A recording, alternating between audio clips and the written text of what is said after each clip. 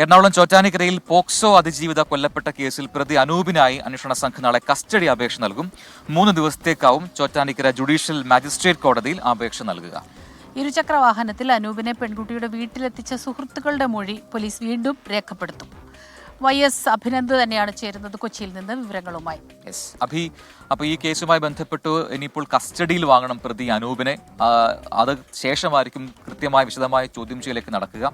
ഈ നരഹത്യാ കുറ്റം അടക്കം ചുമത്തും എന്ന് നേരത്തെ പോലീസ് വ്യക്തമാക്കിയതുമാണ്. അപ്പോൾ എന്താണ് കേസിന്റെ ഒരു പോക്ക്, ഏത് രീതിയിലാണ് പോലീസിന് ഈ കേസിൽ ഇടപെടുക?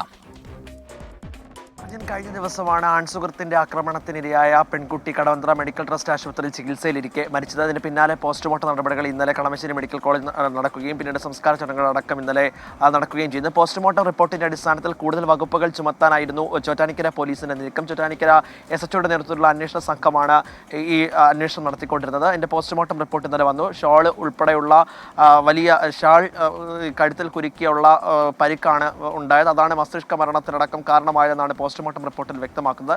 ആ പോസ്റ്റ്മോർട്ടം റിപ്പോർട്ടിന്റെ അടിസ്ഥാനത്തിലാണ് വധശ്രമം എന്ന വകുപ്പ് മാറ്റി കൊലക്കുറ്റം തന്നെ ചുമത്തിക്കൊണ്ട് പോലീസ് ഇപ്പോൾ കോടതിയിൽ റിപ്പോർട്ട് സമർപ്പിച്ചിട്ടുള്ളത്. കൂടുതൽ മറ്റ് അന്വേഷണങ്ങൾക്ക് വേണ്ടിയിട്ട് പ്രതിയെ കസ്റ്റഡിയിൽ ആവശ്യപ്പെടാനാണ് പോലീസിന്റെ തീരുമാനം. അതിനായുള്ള കസ്റ്റഡി അപേക്ഷ Chottanikkara judicial first class magistrate കോടതിയിൽ നൽകും. അതുമായി ബന്ധപ്പെട്ട തീരുമാനം ഉടൻ തന്നെ ഉണ്ടാകും. എന്തായാലും കൂടുതൽ അന്വേഷണത്തിലേക്ക്, കൂടുതൽ മൊഴികളടക്കം രേഖപ്പെടുത്താനുള്ള നീക്കത്തിലേക്കാണ് പോലീസ് കടക്കുന്നത്.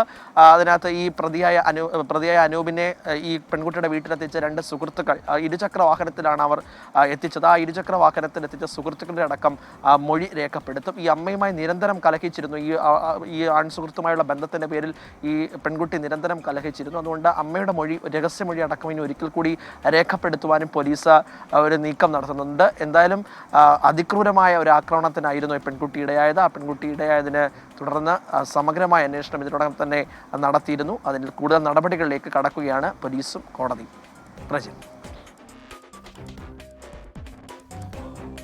അപ്പോൾ കൃത്യമായ വകുപ്പുകൾ ചുമത്തി നിഷ്ഠൂരമായ രീതിയിൽ ആ കുട്ടിയെ ആ രീതിയിൽ വേദനിപ്പിച്ച, ആക്രമിച്ച പ്രതി അനൂപ് എന്ന് പറയുന്ന ആ യുവാവ് ഒരു ന്യായവും അർഹിക്കുന്നില്ല, അല്ലെ? ഒരു മാപ്പും അർഹിക്കുന്നില്ല എന്ന് തന്നെ പറയാം.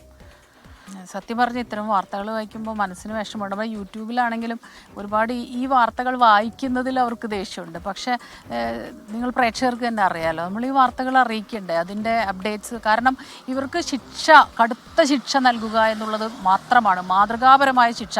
അതുമാത്രമാണ് ഇനിയും ഇത്തരം കുറ്റകൃത്യങ്ങൾ ആവർത്തിക്കാതിരിക്കുന്നതിന് ഒരു രാജ്യത്ത്, അല്ലെങ്കിൽ ഇപ്പോൾ നമ്മളെപ്പോലെ കൊച്ചു കേരളത്തിൽ നടത്താവുന്ന ഏറ്റവും പ്രധാനപ്പെട്ട കാര്യം. അതിലേക്ക് എത്തണമെങ്കിൽ തുടർച്ചയായി റിപ്പോർട്ടുകൾ അത് പുറത്തേക്ക് എത്തിക്കൊണ്ടേയിരിക്കണം. അത് നമ്മൾ ചെയ്യും. അതാണ് നമ്മുടെ ആത്യന്തികമായ ധർമ്മം, മാധ്യമധർമ്മം അതാണെന്നാണ് നമ്മൾ വിശ്വസിക്കുന്നത്.